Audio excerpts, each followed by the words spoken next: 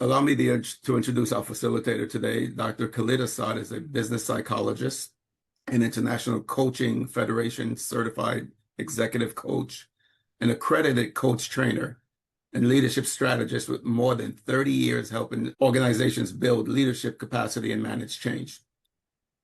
He is a member of the Forbes Coaches Council. He's the author of To Hell with Titles, Give Them Leadership, a practical guide to authentic leadership and influence. Dr. Asad's focus is on whole person leadership, helping leaders develop intra and interpersonally. Please help me welcome Dr. Khalid Asad. Good afternoon, everyone. Glad you can join us. So this session is about self-awareness. It's probably one of my favorite topics because I always say this is where it begins. When we begin to think about leadership development, or in fact, any type of development, it starts with self-awareness. So quickly about PPI, who we are. We work with organizations to build leadership capacity at all levels. So not just the executive level, but people who may not even consider themselves leaders. You know, the people on the front line who get the work done, we consider them leaders too. So we also have solutions or programs that we offer them. This is a part of our leadership and coaching series. So we build these webinars, not just for executive coaches, but for anyone in a leadership role, or you might be a leader who leads other leaders. Most of our work is grounded in whole person leadership. And simply what that means is that we know leaders are people first, and they show up in different environments and they influence to try to get the work done or move the mission. So all of our work is grounded in that philosophy. As a matter of fact, we just did a webinar on that, and we probably will be doing another one early August about whole person leadership, because we've been getting a lot of questions about, well, what is whole person leadership again? What does it really mean for me as a leader or as someone who's responsible for developing leaders? So what do we want to do today? We want to spend some time taking a look at self-awareness. I know we talk about it, but I think sometimes we oversimplify what it means to be self-aware. We want to look at two self-awareness, which is your own self-perception, maybe reality or not, and from an external view, how others. Also want to help you unpack 7 components of self-awareness. I'm going to share them with you in a few minutes and let you think about which one you most resonate with you. And what are some personal patterns that we have, or blind spots? We all have blind spots. Feel free to raise your hands if you don't believe you have any blind spots. If you raise your hand, it probably means you have a blind spot. So I want to spend some time talking about that. And then at the end, some practical tools that we can use to raise our own self-awareness and also strengthen our ability to connect with others. Just want to do some quick expectation settings. You know, this is only an hour, right? This webinar is only an hour. And usually what we do, we pull from a more comprehensive workshop or a session that we have, and we share bits and pieces with others. So why is self-awareness important? Well, no development related to us as people, humans, and so forth can start until we acknowledge who we are or who we mean to be, and also take time to get feedback on how others experience us. It's a phase, or it's something that we all go through until the day we are no longer developing. And I know from my own development with my own executive coach, I have 1 or 2 main things that I'm working on. So throughout the session, we are talking about Dre. And I want you to take a few minutes and just meet Dre. Dre, and we've seen this before, individual contributor, non-supervisory, non-management employee. We see the competency. Dre is sharp. She's reliable. Everybody likes her. But in her new role, she's being experienced a little differently from her team. And she doesn't see it yet, right? What she wants to do with her team is to come across or show up as thorough and supportive, but how she's landed with her team is saying, ooh, Dre doesn't trust me. So what may be going on with Dre? So as we go through today's session, I want you to keep Dre in mind. Self-awareness, some people call it a skill. I don't. I say it's the foundation for developing skills. So when we think about self-awareness, I think there was 75 leaders in a business school in Stanford University, and they asked them, what do you think is the top skill that leaders need? And self-awareness was rated number one. This was acknowledged as the skill that leaders need most because it's really the gateway to everything else.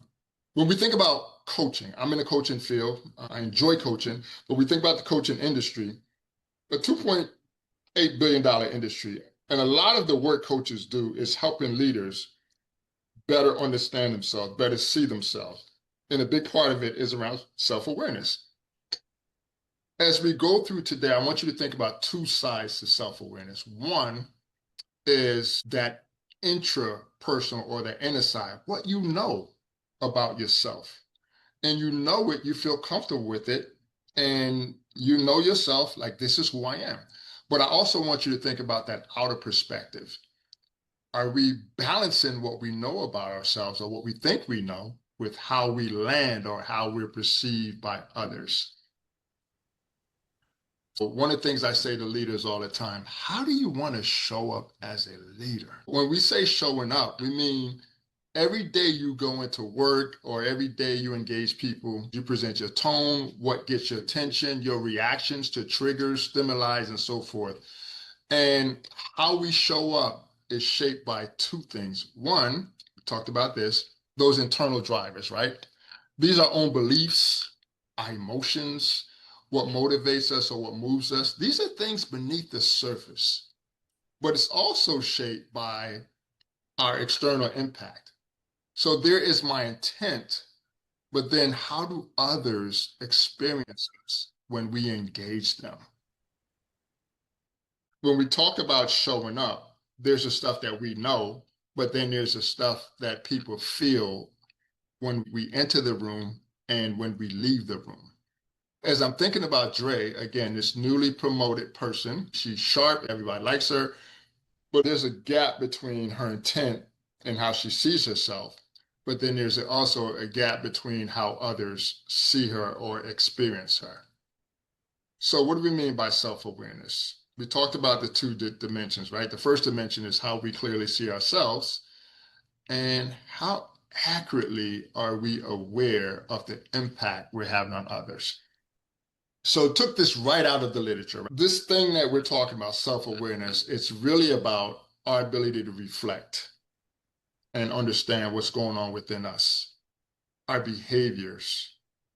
And on the external side, what's the impact of those things on other people as we move from one context to the next, as we're seeing from one perspective to another.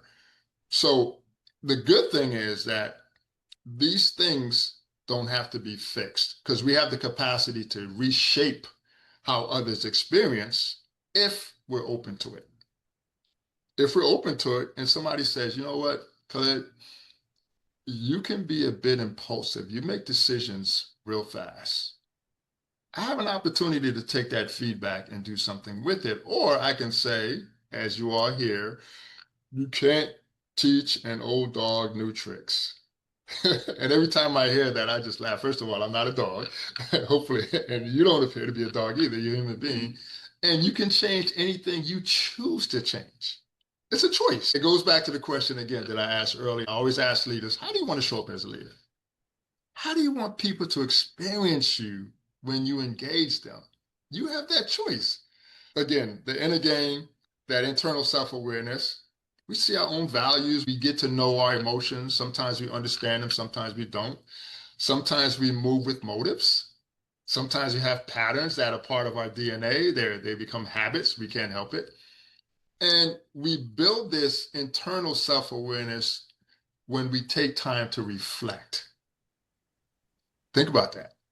You go from meeting to meeting, engagement to engagement. And how often do you sit and reflect? You just hit that pause button and reflect. So if you don't do that, then try to build that into your time. And that external self-awareness, and this is all part of Goleman's model or framework around emotional intelligence. There's that internal awareness, and then there's reading the room, that external self-awareness where we are in touch with how others perceive us, how we land on others, and whether or not we're being empathetic. Am I guiding? Am I leading the way that's trusting? And also, this is so important for us to build stronger relationships. When I talk to senior leaders or executives about this, and we talk about being politically savvy, part of being politically savvy is being able to read others, what's said and what's not being said, and how do we make decisions around that. Let me ask you, and please feel free to drop it in the chat. On a scale of 1 to 3, about your own self-awareness, the internal or the external dimension. I know myself well, but I'm less sure how others read me. Drop a 1 or 2. If you read yourself, read others well, but you're less in touch with your own patterns, drop a 2 in the chat. If you say, honestly, both are a work in progress, drop that in the chat as well. Let me see where you land on this. If you feel like you're a work in progress, kudos to you, because at least that is a level of self-awareness too, that, hey, I need additional work. This is so important because knowing yourself is the journey begins there.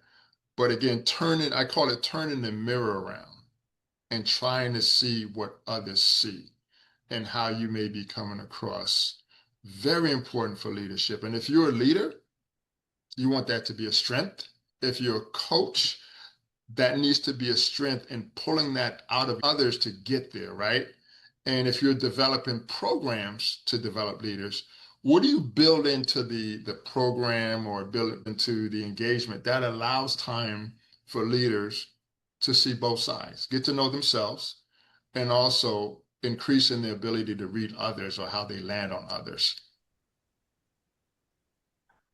I came across this as I was doing my research around self-awareness because I was trying to use self-awareness as a vehicle or a gateway for development.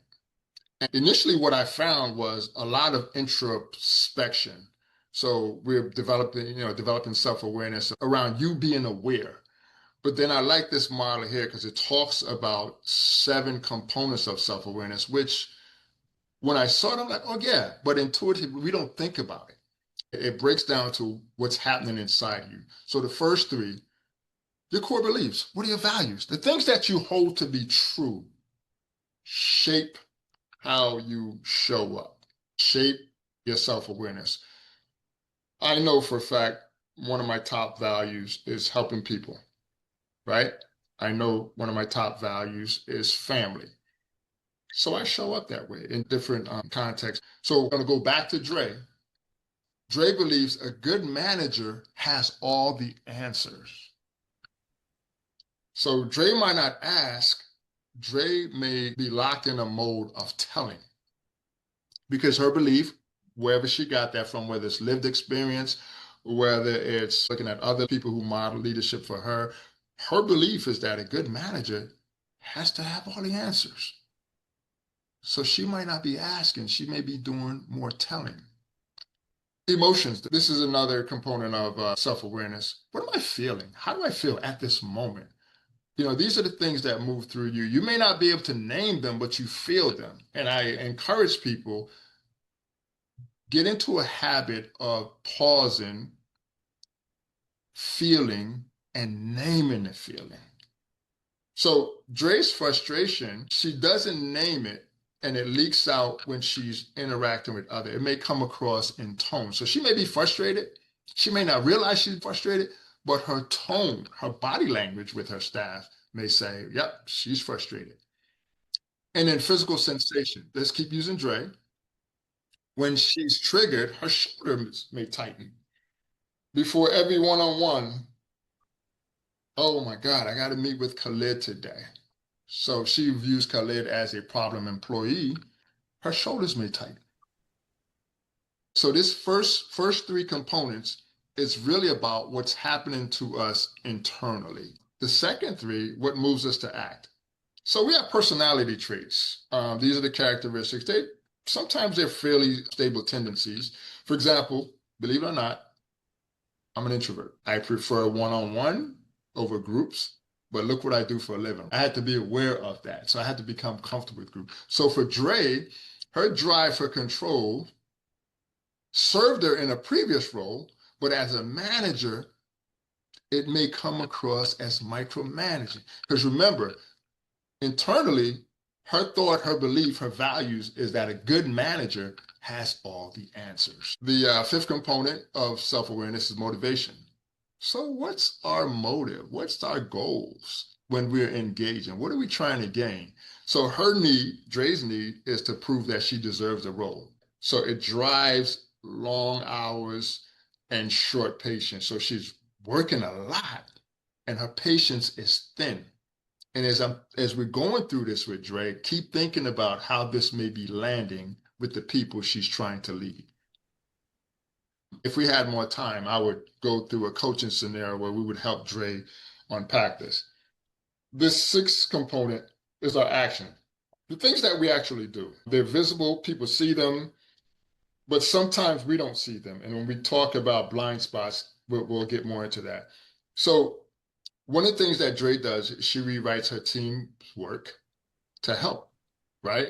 Signaling that she may not trust them. That may not always be true, because I do that. So I'm like, oh, you know what? I need you to add this. I need you to take this out, and here's why. So the important things for Dre or anybody like Dre, take time to explain the why. The last piece, which is the piece that we should all appreciate, the seventh component is external. It's other people's perception or perspective of you. The first six were internal to Dre. Now we're turning outward when we think about self-awareness. And this is where we get, I'm going to say, the biggest bang for our buck. If we open up ourselves to other people's perception. And I say if, because what I often get from leaders, well, sometimes I don't care what others think. One of the questions I ask people, if you're here with me right now, there's a meeting in the office with your colleagues, and your name comes up in the meeting, what might they say? Well, it doesn't matter to me. Yes, it does. So part of this is, how do we get feedback? How do we make feedback as one of the tools for increasing our self-awareness? Dre, her intent is, I'm being thorough, I'm being supportive, but what her team is experiencing, she doesn't trust us to do our jobs. All right, welcome back, everybody. And we have time, so I'm going to give you a few minutes to share. So if you don't mind, when you look at the seven components, which one resonated with you most and why? I'm happy to briefly share here. Oh, did I Go cut ahead, someone else please. off? Feel Great. free. I think for me, the beliefs and values feels like the right and just driver of a lot of this. And I appreciate it was like listed first. I think maybe took a values assessment 10 years ago, and I take it every so often to kind of see like what adjustments have been. I find, and I think most others like have also found that like the values are like less likely to shift across a lifetime. Like there's slight adjustments, but and or like prioritization of order, but those seem to be pretty true. And even as like personality or context might change depending on space, those feel really consistent in me, and I think those are really what's driving the end of the day decisions. Mm-hmm. Appreciate you. Thank you Yeah. so much. I Thanks. really appreciate what you shared. Yeah, those values, we have our values, things that we hold to be true, and they shape how we think. They shape how we see the world, and they also sometimes shape how we lead. And we might not recognize. And they come from somewhere. And in the fall, we're going to do a session on leadership maturity, the different levels of leadership maturity. But there's this thing that Keegan talks about around our authored self, right? The authoring of you and where these things come from. It could come from our families, our upbringing, everything that we were told to be true, and we carry them with us. And we go out into the world and we're like, oh yeah, some things we don't get rid of, but we begin to self-author. It's like, yeah, that still holds true, but this is a little different. And we're growing, and the level of maturity we're trying to get to is that transformational self where we don't dismiss what we believe to be true, but we hold space for other things that might be true. So think about it. As a leader, especially as a self-aware leader, you're sitting there with someone you're leading and you hold these values, whether they're self-authored or were engineered by your upbringing and so forth, but then you also hold space for what this person may believe. So you may say, yeah, this is true. However, I can see this could be true too. That's what we call transformational leadership. Truly called when we talk about development. The literature says only 15% of us actually gets there. And it's not a jump, it's a progression from being authored to going self-authored to really and truly being transformational. So as leaders, we try to be transformational because we're working with people from different backgrounds, different ways of thinking. Sometimes I see things that bump up against my values. I'm like, oh, and you know it when you see it. Because there's a pause, there's a shock. But if you actually lean into that pause, take a breath, and you begin to, I usually say when you take a breath, you're expanding, right? And it's the same thing with the brain. You're expanding space to hold other things as possible. Yeah. So that's just my thought. That's my story. I'm sticking to it. Anybody else? One that resonated with you and why before we transition with each other, right? At least the internal stuff. They all connect. They don't operate as separate components. They're actually talking to each other and feeding each other and feeding off each other, right? I'm gonna transition and I'm gonna talk about when we think about how we're showing up. And some of you have seen this already. This is Johari Window, and it was developed by Joseph Luft and Harry Ingham. They created this great model, like back in 1955, and we still use it because it's so true. It gives you a way, one, to look at self-awareness, and two, opportunities to open yourself up for feedback. So it's divided into these four quadrants, and they call them the four windows. And the first one is things that you know about yourself, but others also know. We call this the open pane or the open window. And you share these, they're visible, and somebody might say, well, do you know you're such and such? You say, yep, I know I'm such and such. And they may say, well, that's just Khalid. Everybody knows Khalid, right? Because they see it. The second pane is what we call the hidden pane, things that are known to self but unknown to others. So this is a trust thing because this is what you choose to share and what you choose to hold back for whatever reason. There could be a plethora of reasons why this is hidden. So not known to others, but it's known to self. The blind spot are things not known to you, but others see them. And they may go on forever until they're brought into the open pane. So what others see that you don't see. So when you think about people, sometimes you say, well, wow, shouldn't they know that? Why are they behaving this way? You know what? It's still in their blind spot. It hasn't moved from here to here. And then, of course, there is the hidden pane. Let me just close this for a second, which it hasn't risen to the level of self-awareness, or it hasn't come up for others yet. And these are things that, might be buried, you may have suppressed, but others haven't experienced these and they're still hidden from you because you're not aware of them as well. But the piece that's most important here is, how do I shrink this blind spot and move more things to the open air, things that are known to others, but are also known to you? Most of us, or some of us, drive, and we know that if we're merging on a highway, most cars, I don't know, but mine does, it tells me that I might have a blind spot. If I come over too fast, the person behind me is going to lay into their horn like, man, I'm like, why are you doing that? Because you cut them off, right?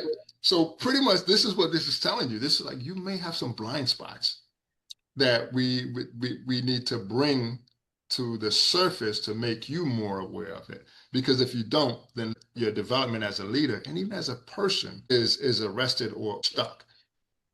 So here's some common blind spot. We say this all the time. I'm going to show up as myself. I just want to be me. Well, we have this thing called amplified presence, where your presence is an overpresence in a room. It could be your mood, your tone, your silence, or it could just be you have a big personality.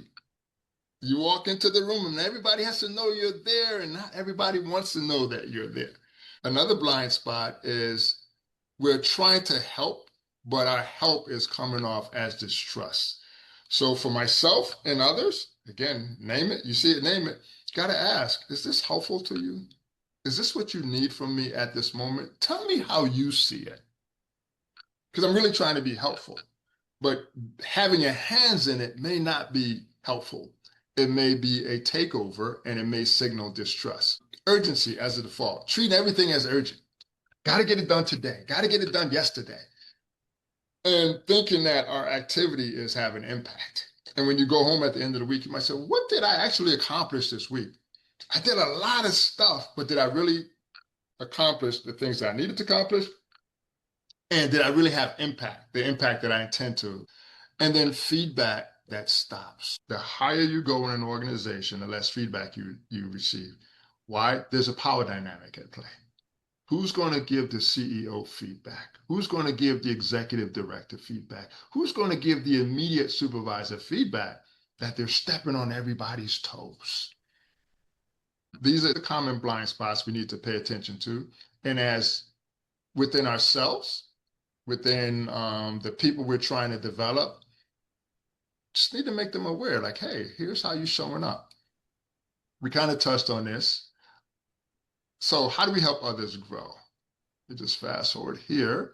So one, we have to create a space that's safe for self-examination. So just tell somebody that you got to improve because you really are not good at X, Y, and Z is not a safe space. So we have to create a space. Usually we pick some lower stakes things at first. We make reflection normal. I love giving people reflective activity, especially during coaching. I want you to think about this over the next week. What would this look like for you if you were to show up this way? Why is it important for you to show up this way? Based on how you want to show up, how close do you think you are showing up that way? What got you there? How far do you think you're from showing up that way? And what's holding you back? And then we summarize. It's just creating spaces to give people things, because you're not trying to give them the answers. You're creating space for them to increase their own self-awareness. You can't hand someone self-awareness. Self-awareness is something that they need to build, but they do it in partnership with their environment. Ask, don't tell. Sometimes you say, oh, you really show up in a room like this and you need to show up like this. I might ask them, say, hey, you know what? When you walk into the room, everybody knows that you're there. Is that what you intend? And why is it important that everybody knows that you just walked in the room? What signal are you trying to send? And as people hear themselves explain it, it's like, oh, this doesn't make sense. Let me dial it back. So now next time I'm going to sneak into the room. I'm not going to run into the room, right? Be the mirror. So you see a blind spot, offer specific feedback. And one of the feedback models I use is SBI, situation, behavior, and impact. Yeah, when you did that presentation last week, you use a lot of acronyms. And what I noticed were confused faces. What could you have done to reduce the confusion or to determine whether or not people are following you? Person might say, oh, maybe I could ask some questions. I don't know, could you? So you want them to get to the realization themselves. Feedback, self-awareness in itself may be uncomfortable. I've been through processes where I do look in the mirror and I'm learning things about myself. And there are times when I cry. It's like, wow, because I'm really into reflective mode. But when I come out of it, I feel better and I feel more prepared to engage in strengthen relationships. So yeah, so as a developer, as a person who's trying to help someone with their self-awareness, create safety. Get out of the habit of telling. Lean into insightful questions that allow them to see themselves. Be the mirror, like name the blind spot. Hey, here's what I notice. Every time you talk about this one job, part of your job, you smile like you just won the lottery. But when you talk about this piece, you sink into your chair. What's going on there? The first one I say, "Ooh, is it that obvious that I don't like this part of my job?" So, and again, help people to be uncomfortable with being uncomfortable. So, as a coach, I'm going to deal with two perspectives here. If you're a coach, you know, as coaches, we use non-directive approach, right? We're not telling, we're asking questions. We're not giving the answers. We're following the person's agenda based on what's important to them. And we're holding that space as a coach. We're not trying to fix the person. We're trying to increase self-awareness. We're trying to help them to be more effective in their world in the way that they feel they need to for the context. And it's growing that internal self-awareness, and we're using the reflective process. If you're the manager of the leaders, it's more a positional thing, right? And it's more directive. So you're going to name the impact. You're going to be very direct. You may offer feedback based on your observation, not what you hear. As managers, we say, well, you know what, such and such told me. It's like, okay, but what did you observe? Or there's a way to share it where it's like, okay, you let the person unpack it for you and you observe through the stories that they share. And what you're trying to do is grow external awareness through honest and objective, not subjective information. So here's some techniques. Get people to pause. My coach, she said, Khalid, every time you feel the urge to jump in, I want you to count 10 seconds. And when the 10 seconds is over, you still feel the urge, count another 10 seconds. And then when you jump in as an inquisitive person, not a dictating person. I'm like, ouch. And I'm a coach myself. And I said, oh my God, it sounds so simple, but this is so helpful to me. And my coach always laughs at me. She's like, you know this stuff. We all do. Do we make it part of our practice? Another thing is reflective journaling. Ask for impact. What does it look like to be on the other end of you? The other end of your behavior. So if you're in a meeting and you're saying, no, no, no, no, no, no, what does it mean to be on the other end of that no, no, right? Especially if you're wagging a finger. So ask for impact. 360 feedback, exactly how you say you are showing up. And you don't realize that you're saying these things. Let's see, trusted mirror, a person who tells you the truth. A person in your office, a person, be that trusted person who's honest, respectful, but you're giving people feedback to help them grow, not as an I got you moment. Profiling tools, and these are psychometrics, Myers-Briggs, DISC, Strength Finder, all these things. They're not good or bad. They're not right or wrong. They just give you language to apply to things that you might be thinking. I know when I take the DISC, I'm a D, right? So these things give me words, insight into who I am and how I'm showing up. And nobody else is filling them out for me. I'm filling them out for themselves, but they're spot on. So this is just some tools that you can use. But what we're trying to get through today is see yourself, that pause, that reflection, during, before, and after activities. You want to manage the gap. Choose your response instead of choosing the patterns that we run on, right? Because we all have patterns. We're wired. But there's an opportunity for us to rewire ourselves. And the goal is, how do I connect to others? How do I relate to others? And how do I be relatable? Because you want to show up in a way that's present. You want to show up in a way where people trust you. And also, people feel valued. People feel like you're inviting them in. So, again, lots of information we pack in an hour. We hope you find it useful. So, here's what I want you to think about. I want you to think about today's Friday. When you go back to work next week, one thing that you're going to choose to do to help with your own self-awareness. Could be over the weekend too. Some people say, you know what, I'm going to have a conversation with my significant other, my best friend, or my partner.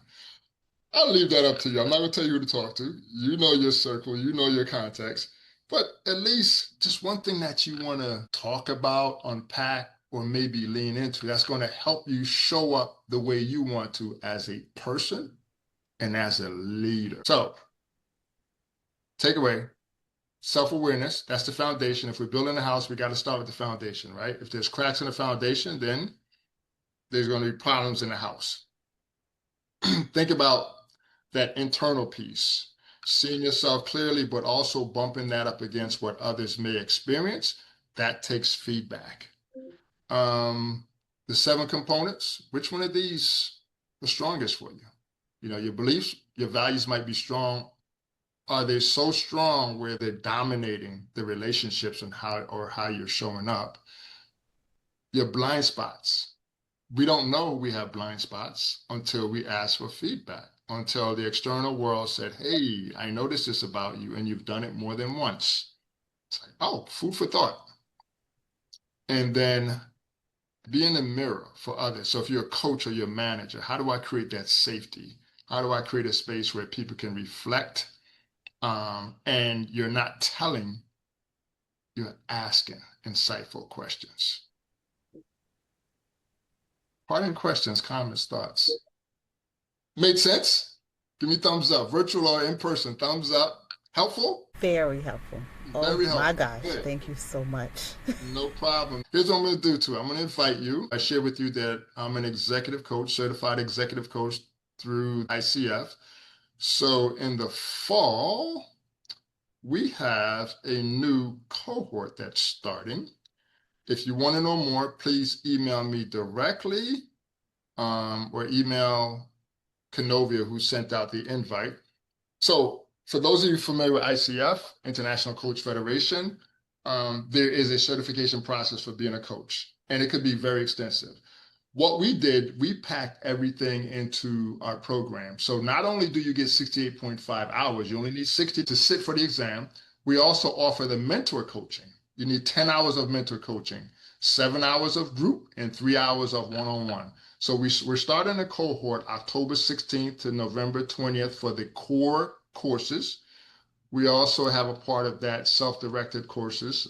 So 40 hours core workshops, 10 hours mentor coaching. One of the challenges in getting your ICF certification is getting those 75 paid hours of coaching. We are partnering with nonprofits to offer coaching at a lowest rate that they can afford. And we tell this to the coaches that go through our program. You can accept it or not, but we're giving you an opportunity to get those paid coaching hours you need to sit for the exam. There's also 18 hours of self-paced learning you do on your own. You can start those anytime. And then we have like 2 skill building workshop plus the orientation. So if you are interested, and we're going to post this on our new website, it rolls out, I believe, the end of the month. We're going to have a nice schedule of fall free stuff and paid stuff. So please stay in touch with us. We also offer alumni discounts. So the fact that you're here today, you didn't have to pay for it, we consider you alumni. So you get $500 off your ICF journey. So let us know if you're interested.